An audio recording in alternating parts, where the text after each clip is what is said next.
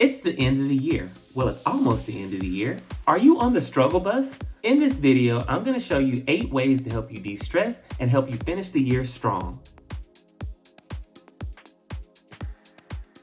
Tip number 1, start purging.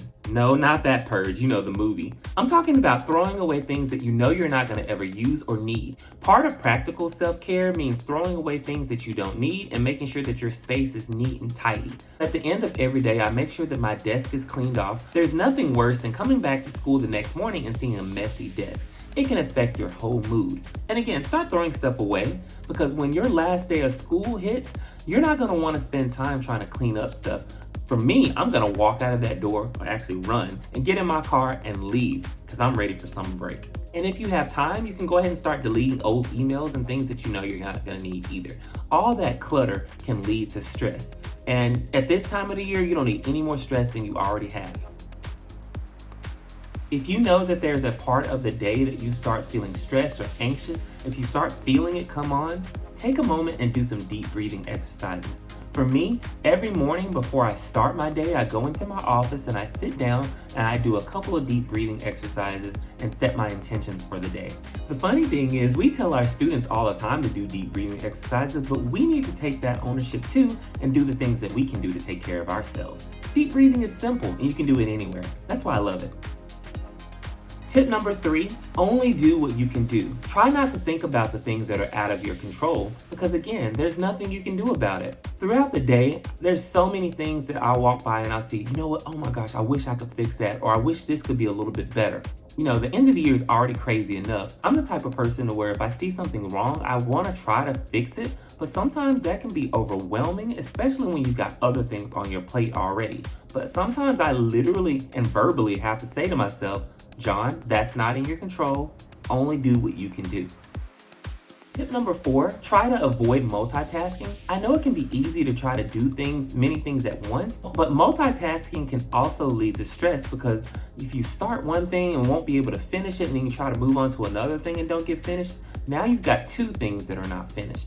And I know for me, a lot of times I don't like to be interrupted throughout the day, but you know how that is as a school counselor, that's normal to be interrupted. So I've learned to have to adjust. So make a to-do list, set your intentions, and prioritize the 3 big rocks that you need to complete that day. Have you ever heard of the Pomodoro Method? The Pomodoro Method encourages us to take our day and break it down into 25-minute chunks. So you work for 25 minutes and then you take a 5-minute break afterwards. And you're probably thinking, I don't have time for a break, but you really have to make time to do that. And there's some simple things that you can do to take a break.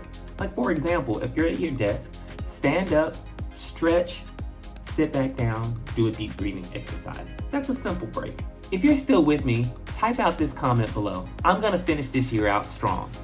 It's really important to set intentions and positive affirmations, so if you write that and speak it into existence, it's gonna happen. So if you know that sitting at your desk can be tiring and you're about to fall asleep, or you know you've got so much to do, mix it up a little bit. Either listen to music while you're working, or try this. Sometimes I take my work and move to a different location. So if I know that I'm getting distracted in my office, sometimes I'll go work in the library, or I'll go sit outside on the picnic table and do my work, which is an excellent way to get some source of vitamin D from the sunlight. And it's just a good place to be in nature. Number 6 is really important. Don't set unrealistic expectations for yourself. Again, with being torn in so many different directions and wearing so many different hats, counselors can feel bogged down and overwhelmed, but you have to set realistic expectations for yourself, which goes back to my earlier tip of only doing what you can do and worrying about things that are in your control. You have to pace yourself, or you're gonna end up overworked and stressed out, and you can take that stress home to your family or friends or your pets and not have anything left to give them. And then if you can, ask for help in advance if you need it. Don't try to take on everything on your own. For example, I'm hosting a mental health fair at our school. It could have easily turned into a huge overwhelming project that I'm planning on my own, but I formed a committee and I'm getting the help that I need. There's so many people in my building who are willing to help me, and you have to be able to identify them early on. Don't try to do everything on your own. We are superheroes, but you don't have to be superheroes on your own. Even if you're a lone ranger and the only counselor in your building, you can still reach out to other people, other staff, or people in your building who can help.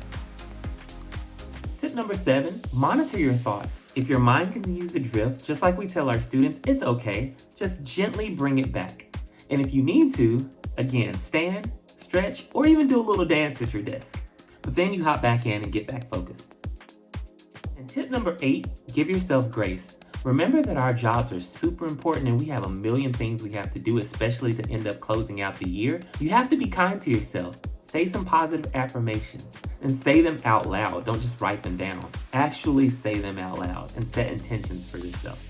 And if you make a mistake or you get overwhelmed, again, ask for help, give yourself grace. This is a learning experience. It doesn't matter how many years you've been on this job.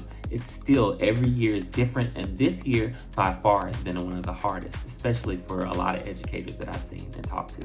And if you got value from this video, I need you to do 3 things. Like this video, subscribe to this channel, and hit that bell notification so you're aware when I post new videos. And in the meantime, check out this video on the screen. It's some ideas for my mental health fair that I'm hosting, and you can easily incorporate these ideas into either a classroom lesson, a small group, or even individual sessions if you don't have the time to plan a mental health fair like I did, because that can be a lot. But again, you can use these activities for anything, especially for Mental Health Awareness Month. Stay healthy.